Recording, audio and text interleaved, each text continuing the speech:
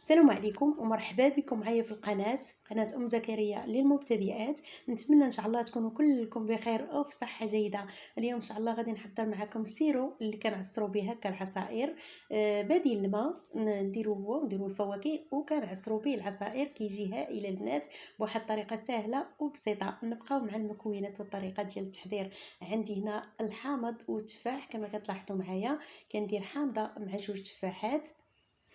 يمكن لكم ديروا غير حجم من هاد الاحجام اللي درت انا، مثلا 2 تفاحات وحامضه، وكنزيدوا معاهم السكر.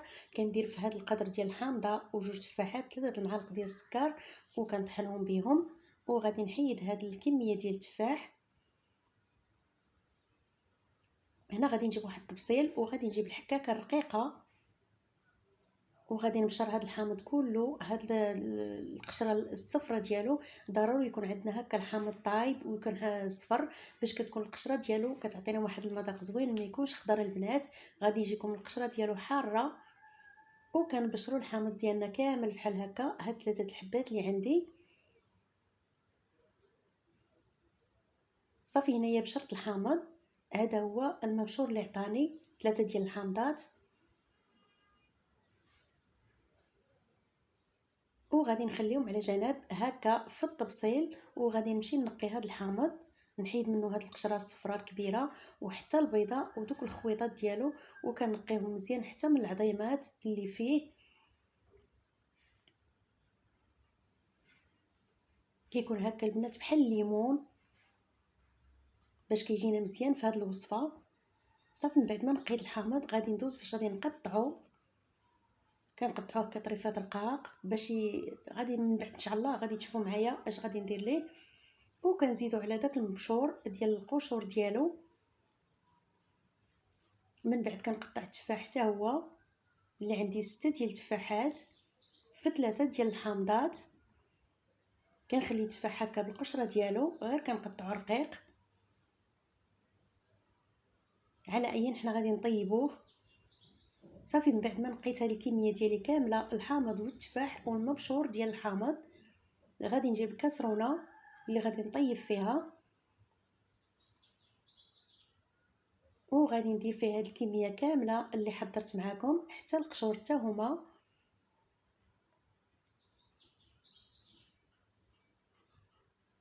كنزيد عليها 9 ديال المعالق ديال السكر، والحلاوه كتبقى على حسب الذوق. من بعد ان شاء الله ملي كتبداو تعصروا به العصير كيبدا كتزيدوا السكر على حسب الذوق اللي بغيتو نتوما. كتبقاو تاخذوا هكا منه وكتزيدوا عليه الماء وكتعصروا بالفاكهه اللي بغيتو. كيجي العصير هائل البنات وكيجي رائع بزاف. صافي هنا من بعد ما درت السكر كندير معاه ايطرو ديال الماء. كنعبر لكم بالكاس 3 الكيسان في نص سيترو. انا غادي ندير 6 ديال الكيسان ديال العنبه مع 9 ديال المعالق ديال السكر، 3 ديال الحامضات و6 ديال التفاحات اللي درنا في هذه الكاسرونه فقط للتذكير. هنا غادي نديها حتى تغلى فوق النار. من بعد ما درت فيها السكر والماء وغادي نشعل عليها البوطه هكا وكنحط الكاسرونه ديالي ونخليها حتى كتغلى لينا مزيان بحال هاد الشكل اللي شفتوا معايا البنات. من بعد ما فاض فيها الماء هكا وغلات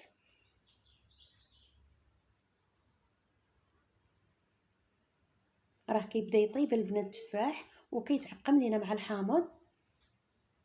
صافي كنطفيو عليها النار وغادي نديها على طاوله العمل. انا هنا البنات للامانه خليته الليله كامله، طيبته في الليل وخليته حتى الصباح، صباح بارد باش غادي نطحنو في الماكينه الكاس باش ما يتخسرش لكم البنات ديال المولينكس. الا كان عندكم هكا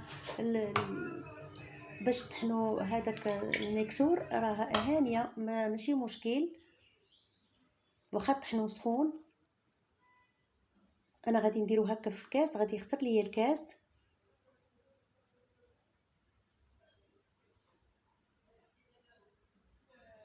وغادي نعمر في الكاس هاد التفاح والحامض. راه غير التفاح والحامض البنات والسكر فقط مع الماء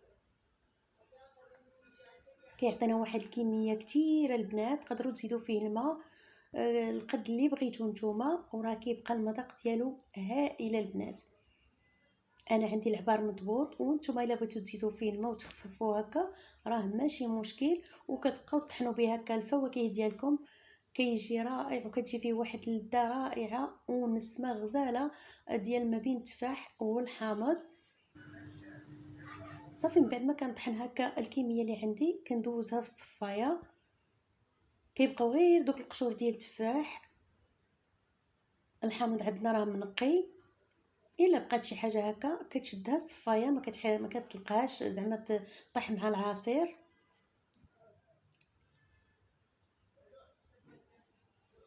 وكنصفي العصير ديالي مزيان. هادشي اللي بقى فيها البنات، غير دوك القشور ديال التفاح هما اللي بقاو. صافي هذا هو القوام ديالو. غادي ندوق معكم العصير.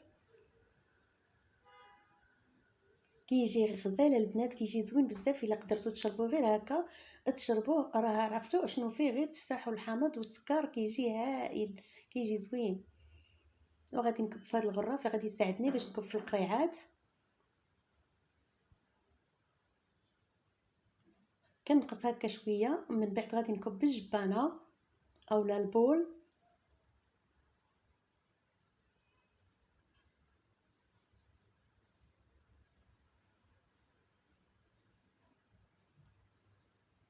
ومن بعد ما عمرت الغراف غادي نجيب القريعات اللي غادي ندير فيهم هاد المحلول اولا هاد العصير.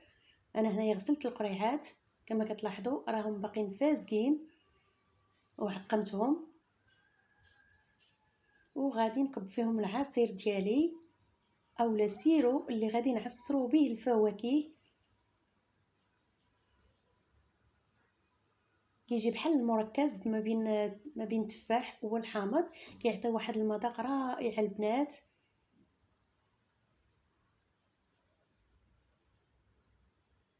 انا هنايا درتو في قريعات كبار، ما عنديش صغيورين، تقدروا ديروه في قريعات صغار وباش تبقاو تجبدوا القياس ديالكم.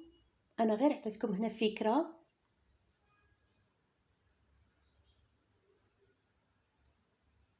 جربوها البنات، راه كيجي رائع. التفاح رخيص وحتى الحامض هذا الوقت ديالو.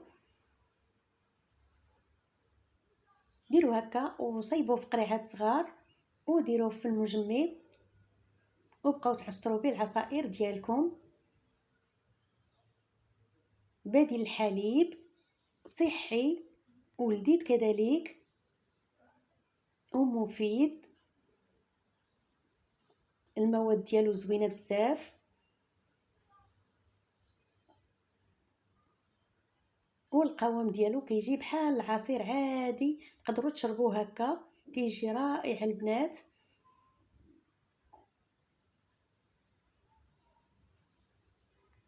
هاد الكميه ديال السكر راه كيبقى حامض شويه، تقدروا تزيدوا السكر.